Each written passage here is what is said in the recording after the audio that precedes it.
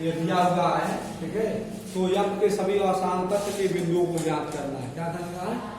अशांत तत्व के बिंदुओं को ज्ञात करना है। तो उसके लिए सबसे पहले हम हल में यहाँ देख रहे हो कि x की value greater than equal to 1 और x की value less than equal to 1, मतलब x इक्वल टू 1 पर पहले हम देखेंगे फलन का मान क्या देगा, दिया हुआ है। तो x इक्वल टू 1 पर फलन का मान हमें दिया हुआ है x equal to x plus 1। कोई दिक्कत? अब इस फलन का मान यही अगर हम निकाल लें तो हमें क्या मिल जाएगा? या 1 equal to 1 plus 1 equal to 1 plus 1 equal to 2। कोई दिक्कत नहीं है। अब जब यह वैल्यू मिल गई तो अब x इक्वल टू 1 पर फलन की सीमा निकालेंगे। x इक्वल टू 1 पर फलन की सीमा हम ज्ञात करेंगे। तो फलन की सीमा ज्ञात करने के लिए लेफ्ट हैंड लिमिट लेते हैं और लेफ्ट हैंड लिमिट के लिए x की वैल्यू लेस देन 1 पर फलन का मान हमें मिलता है। लेफ्ट हैंड लिमिट के लिए x लेस देन 1 पर फलन का मान हमें क्या मिलेगा? x लेस देन 1 पर यह x की वैल्यू मिल जाएगी x स्क्वायर प्लस 1। यहाँ हमें मिल जाएगा x स्क्वायर प्लस 1। अब बोथ साइड हम लिमिट ले लेंगे और यह लिमिट देख रहे हैं x टेंड्स टू 1 पर जाकर के खत्म हो रही है। तो लिमिट x टेंड्स टू 1 या x equal to limit x tends to 1 x square, ठीक है, माइनस कर दो। अब यहाँ इसको हम हल करेंगे तो हमें क्या मिल जाएगा? Limit x tends to 1 minus x equal to. अब इसको इंटरवल के रूप में अगर लिखना चाहें तो इंटरवल के रूप में भी लिख सकते हैं, आप डायरेक्ट मान भी रख सकते हैं। तो इंटरवल के रूप में अगर लिखते हो तो क्या हो जाएगा? Limit x tends to 0 minus और x की जगह पर क्या हो जाएगा? 1 माइनस h हो जाएगा। क्या हो जाएगा? 1 माइनस h का स्क्वायर आप प्लस 1। कोई दिक्कत? और यह हमारा यह जैसे ही x टेंड्स टू 0 आप वैल्यू पुट करोगे तो क्या मिल जाएगा? 1 माइनस 0 का होल स्क्वायर प्लस 1 और 1 का वर्ग 1 होगा तो 1 प्लस 1 इक्वल टू। अब राइट या लेफ्ट हैंड लिमिट हमें मिल गया। अब राइट हैंड लिमिट के लिए फलन का मान क्या मिलेगा? फलन का मान जब x ग्रेटर देन 1 हो, सुन में आ रहा है? x राइट हैंड लिमिट के लिए फलन का मान जब x ग्रेटर देन 1 हो तो या x बराबर हमें क्या मिल जाएगा? हाँ x। अब यहाँ पे लिमिट ले लो तो x यहाँ पे लिमिट हो जाएगा। इसको भी चाहो वैल्यू पुट कर दो यार, मान रखना चाहो तो रख सकते हो। तो 1 प्लस और वैल्यू पुट करोगे तो 1 प्लस 0 देख रहे हो कि लेफ्ट हैंड लिमिट और राइट हैंड लिमिट, मतलब राइट हैंड लिमिट और फलन का मान जो हमें मिला है दोनों के तीनों बराबर है। तो यहाँ पर चाहो तो लिख सकते हो, यहाँ left hand limit equal to right hand limit equal to 1 equal to 2 मिला। जब यह वैल्यू मिल गया तो कहोगे कि x इक्वल टू 1 पर फलन क्या है?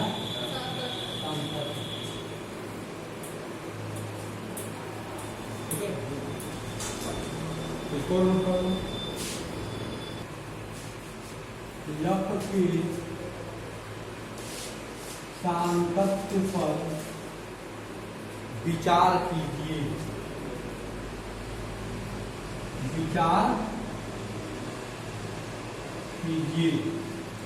जहां यह निम्न प्रकार जो फलन है निम्न प्रकार परिभाषित है।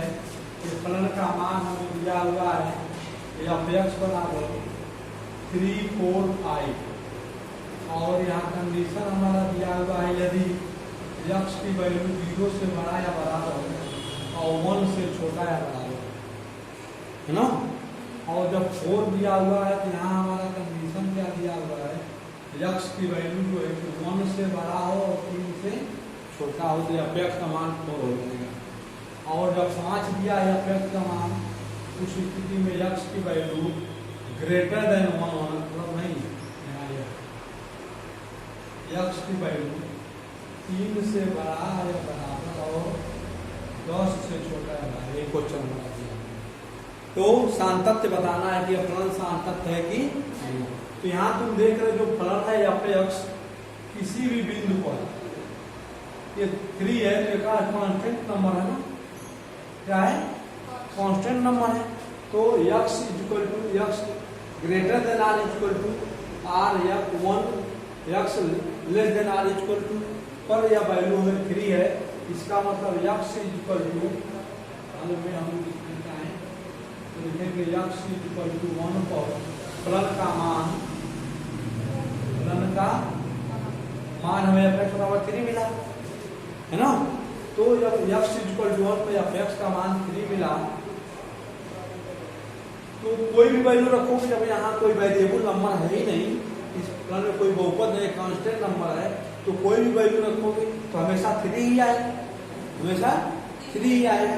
तो लेफ्ट हैंड लिमिट लो चाहे राइट हैंड लिमिट लो, इस स्थिति में हमेशा क्या आएगा, वही 3 आएगा, है कि नहीं। और जब यहाँ एफ की वैल्यू जब ग्रेटर देन 1 लो या लेस देन 1 लो तो हमें क्या मिल जाएगा, एफ एक्स बराबर 4 मिल जाएगा। ये देख लो लेफ्ट हैंड लिमिट के लिए या एफ लेस देन 1 है ना, तो एफ की वैल्यू क्या मिलेगी 3 के लिए या एफ की वैल्यू 3। और जब राइट हैंड लिमिट होगी के लिए जब यक्स ग्रेटर देन 1 हो, यहाँ का है यक्स क्या है लेस देन 1 है, तो एफ की वैल्यू 3 मिलेगी।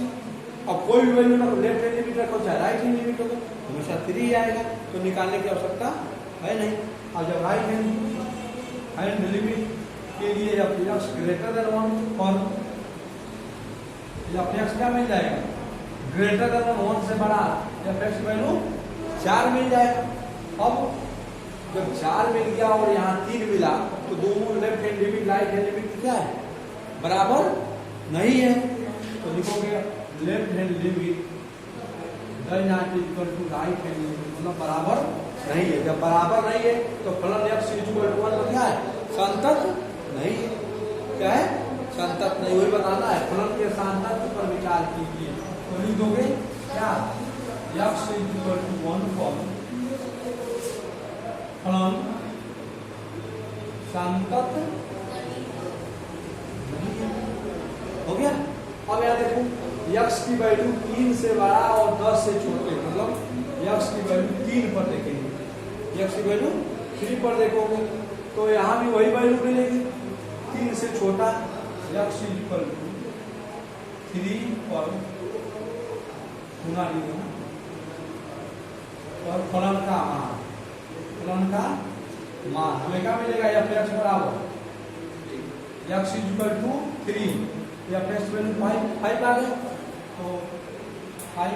अब x इक्वल टू 3 के पर लेफ्ट हैंड लिमिट अगर हम लेते हैं तो लेफ्ट हैंड लिमिट पर x लेस देन 1 तो हमें क्या मिल जाएगा या x की वैल्यू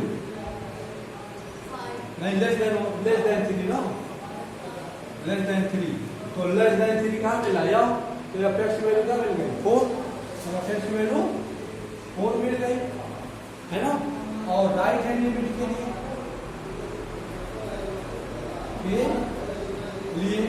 जब x ग्रेटर देन 3 हो तो या f की वैल्यू क्या मिल जाएगी ग्रेटर देन 3 से बड़ा या f की वैल्यू 5 मिल गई हुआ। तो यहाँ तुम देख रहे हो कि लेफ्ट हैंड लिमिट पर 4 मिला और राइट हैंड लिमिट का मान 5 मिला, अतः यहाँ भी लिख सकते हो left hand limit right hand limit में बराबर नहीं है, अतः x इक्वल टू संतत नहीं है, तब दिए हुए बिंदु पर फलन संतत नहीं होगी। मतलब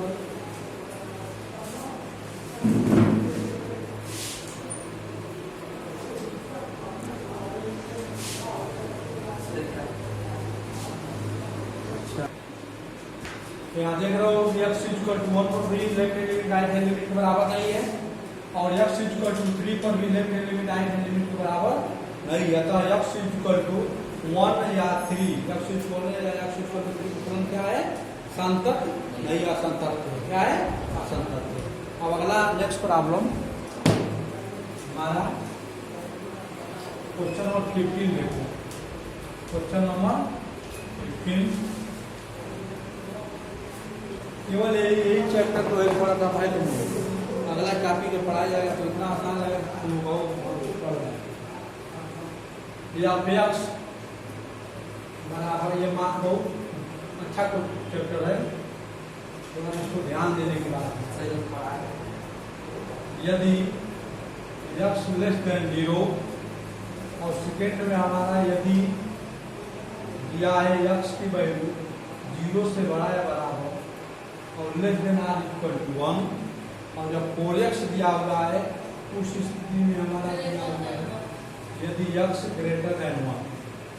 तुम यहाँ देख रहे हो कि अब के सांतत्य पर हमें विचार करना है। जब x हल हम लिखते हैं, यहाँ ध्यान दो कि जब x लेस देन 0 पर फलन का मान हमें मिला हुआ है 2x, जो कि क्या एक पदी बहुपद है, और जब कोई बहुपद दिया हुआ है उस बिंदु पर फलन क्या संतत होता है। ये याद रखना, जब कोई फलन बहुपद के रूप में दिया हुआ है तो किसी भी बिंदु पर वह क्या हो जाएगा? वह संतत होगा। मतलब रियल नंबर वास्तविक संख्या के किसी भी बिंदु पर वह संतत होगा। और जब x की वैल्यू 0 से बड़ा हो, देख रहे हो कंडीशन है ना, जब x ग्रेटर देन मतलब 0 पर या x की वैल्यू हमें 0 मिल रहा, x वैल्यू 0 तो किसी भी बिंदु पे 0 ही मिलेगा, है ना। और जब x की वैल्यू ग्रेटर देन 1 है, तीसरे स्टेज में जब x की वैल्यू ग्रेटर देन 1 पर या x की वैल्यू 4x मिला, ये भी क्या है? बहुपद है। अतः x इक्वल टू मतलब x के सभी बिंदुओं पर यह क्या है? सतत है। मतलब x इक्वल टू 0, जैसे संख्या रेखा हम बनाते हैं तो यह मान लो 0 है, यह क्या है? 0 है। अब 0 के इधर लेस देन 0 मतलब x लेस देन 0 यह वैल्यू कोई मान ली, और x ग्रेटर देन 0 मतलब 0 से बड़ा 1 होगा। जब x क्या हो? ग्रेटर देन 1 हो, तो तुम देख रहे हो कि प्रत्येक बिंदु पर फलन का मान एक रेखा पर ही हमें प्राप्त हो रहा है। मतलब 0 से छोटा पर यह वैल्यू मिल गई, और x इक्वल टू 0 पर यह वैल्यू मिल गया, और ग्रेटर देन 1 पर यह भी बहुपद मिला, यह वैल्यू मिल गया। तो तीनों बिंदु एक ही रेखा पर प्राप्त हो रहे हैं। अतः यह क्या है? सतत है। क्या है? अब सततता की जांच करेंगे कि किन बिंदुओं पर यह सतत है। तो हम लेस देन 0 को न लेकर के x इक्वल मतलब 0 और 1 पर 0 x इक्वल टू 0 तथा x इक्वल टू 1 पर अगर सततता की जांच करते हैं तो 0 से पहले वाला भी पता चल जाएगा कि क्या होगा। लेफ्ट हैंड लिमिट लेंगे तो कि उसकी वैल्यू में आ रहा है नहीं, और जब राइट हैंड लिमिट लेंगे तभी हमें पता चल जाएगा कि उस दोनों बिंदु किस बिंदु पर यह सतत है।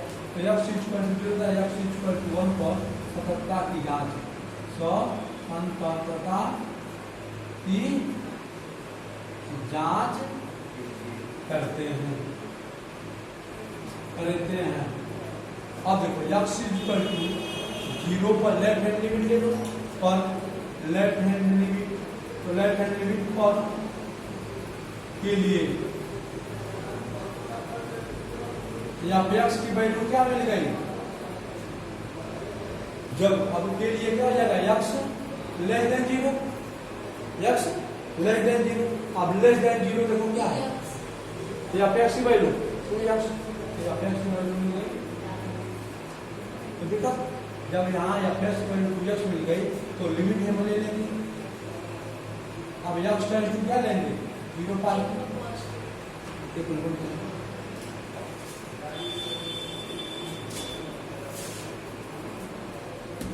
तो यहाँ हम limit x tends to 0 minus 2x value ले लिए, x tends to 0 minus 2 0 minus h और वैल्यू पुट करेंगे तो 0 मिल गया यहाँ। तो लेफ्ट हैंड लिमिट यह मिल गया। और जब x ग्रेटर देन 0 है तो f की वैल्यू ऑलरेडी हमें ग्रेटर देन 0, x की वैल्यू 0 से बड़ा पर f की वैल्यू 0 मिल रही है, ठीक है।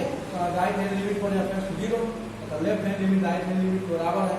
और जब x इक्वल टू 0 है, x की वैल्यू 0 से बड़ा या बराबर है, x इक्वल टू 0 पर या f का मान ऑलरेडी हमें 0 मिल रहा है, अतः left hand limit right hand limit और फलन का मान हमें 0 मिला, अतः x इक्वल टू 0 पर फलन क्या है, संतत है। अतः लिख देंगे क्या यहाँ पर x इक्वल टू 0 पर फलन संतत है।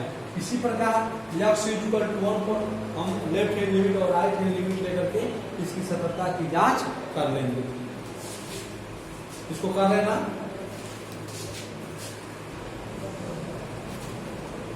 ये चैप्टर बहुत अलग है, इसीलिए जैसे कुछ चैप्टर तो प्रैक्टिकल में और जो चैप्टर था उसका सवाल बताना पड़ा था, उसी तरह ये चैप्टर है। और ए और बी के उन मानों को ज्ञात कीजिए। इसका दूसरा सवाल है, तो ए और बी का मान, तो ए और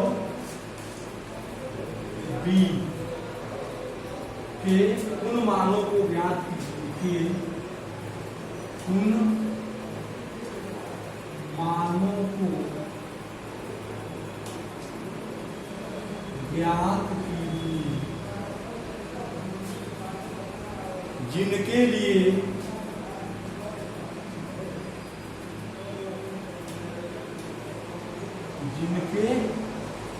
लिए फलन का मान हमारा दिया हुआ है या x की वैल्यू दिया हुआ है ax प्लस 1, जब यदि x less than or equal to 3 और bx प्लस 3 दिया हुआ है जब x की वैल्यू ग्रेटर देन 3 हो। द्वारा परिभाषित फलन x इक्वल टू 3 पर संतत है। द्वारा परिभाषित फलन x इक्वल टू 3 पर संतत है। यह क्वेश्चन ध्यान से समझना है। और ए और बी के उन मानों को ज्ञात कीजिए, ए और बी के उन मानों को ज्ञात कीजिए जिनके लिए ए और बी का कौन सा मान हमें बताना है, जिनके लिए जो फलन दिया हुआ है कंडीशन के साथ द्वारा परिभाषित फलन x इक्वल टू 3 पर संतत है। ऑलरेडी दिखा रहा है संतत है, तो किन मानों के लिए और बी के किन मानों के लिए फलन संतत है हमें बताना है।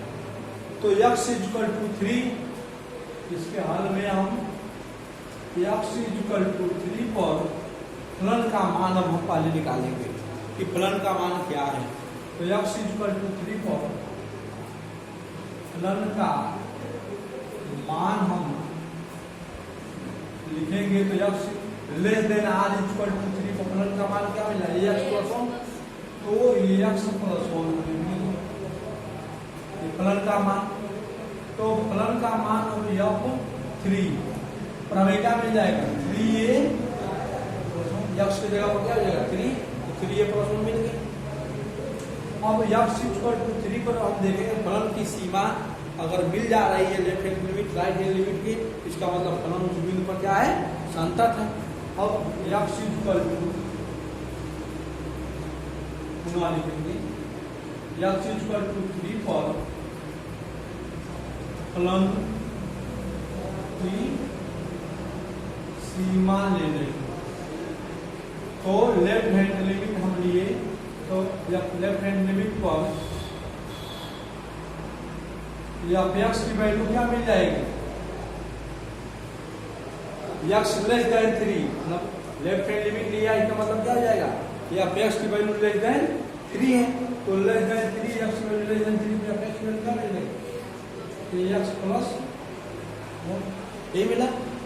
अब इस पर हम लेफ्ट हैंड लिमिट पर सीमा निकालेंगे, तो limit x tends to 3 minus ये हुआ ना, और एफ एक्स अब यहाँ भी हम limit x tends to 3 minus और यहाँ क्या मिलेगा? A x plus 1। अब जैसे इसका मान हमें यहाँ निकालेंगे तो हमें क्या मिल जाएगा?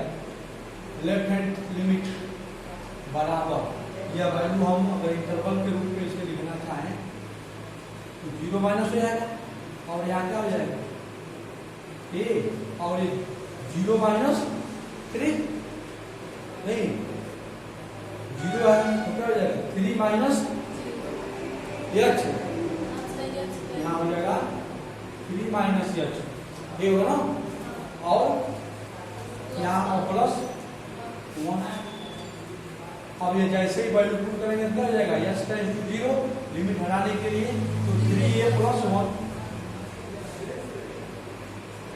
लेफ्ट हैंड लिमिट की वैल्यू। अब राइट हैंड लिमिट निकालेंगे, तो राइट हैंड लिमिट के लिए जब x ग्रेटर देन 3 हो तो एफ एक्स की वैल्यू क्या मिल जाएगी? बी एक्स प्लस 3, तो मिल गया बी एक्स हुआ।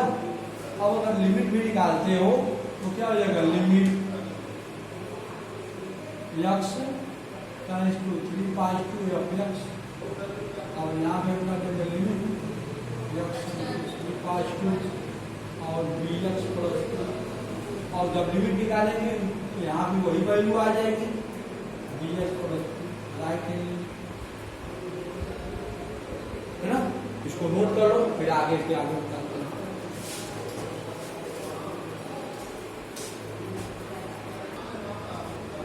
फलन का मान या F 3 पर 3a प्लस 1 मिला, और लेफ्ट हैंड लिमिट हम जब यहाँ निकाले तो ये भी देखो ये मिला 3a प्लस 1, तो दोनों बराबर हो गए, और राइट हैंड लिमिट निकाले तो बी एक्स प्लस 3 मिला। अब घूम कह रहा है कि ऑलरेडी दिया हुआ है कि ये जो फलन है परिभाषित फलन x इक्वल टू 3 पर संतत है। इसका मतलब इसको हम लिख सकते हैं कि जब x इक्वल टू 3 पर फलन संतत है तब left hand limit equal to right hand limit equal to फलन का मान 0 बराबर है। जब ऑलरेडी कह रहा है क्वेश्चन में ही x इक्वल टू 3 पर फलन संतत है, अर्थात तीनों में क्या है? बराबर है, तो लेफ्ट हैंड लिमिट का मान हम रखेंगे तो 3a प्लस 1 मिला, और राइट हैंड लिमिट का मान रखेंगे तो bx प्लस 3 मिला, तो bx प्लस 3, और ऑलरेडी फलन का मान भी यही मिला था, तो इसको लिखने की आवश्यकता ही नहीं है, या चाहो तो लिख सकते हो। जब ये तीनों एक दूसरे के बराबर है तो कोई भी एक दूसरे के बराबर है, इन दोनों को हम ले लिए मल्टीप्लाई करके 3a plus 1 equal to bx plus 3 bx plus 3 यहाँ मानेंगे x टेंड्स टू 3, तो यहाँ 3b प्लस 3, तो यहाँ मान रखेंगे तो क्या हो जाएगा? 3b प्लस 3, यहाँ भी वही हो जाएगा। अब इसमें से देख रहे हो क्या? 3b इधर चला जाएगा है ना, या इसको इधर कर दो तो क्या मिल जाएगा? 3a equal to 3b plus 3 है, हम यह इधर कर दें तो क्या मिलेगा? 3b प्लस 2 3a, या a बराबर क्या मिल जाएगा? 3/3b प्लस 2/3 से कट गया, तो a equal to b plus 2/3। अब b का कोई भी मान जोड़ लोगे उस पर a का मान हमें मिल जाएगा। तो इसका मतलब ए और बी का जो मान होगा ए इक्वल टू बी प्लस 2 का 3 पाई और फंक्शन क्या हो जाएगा समतल।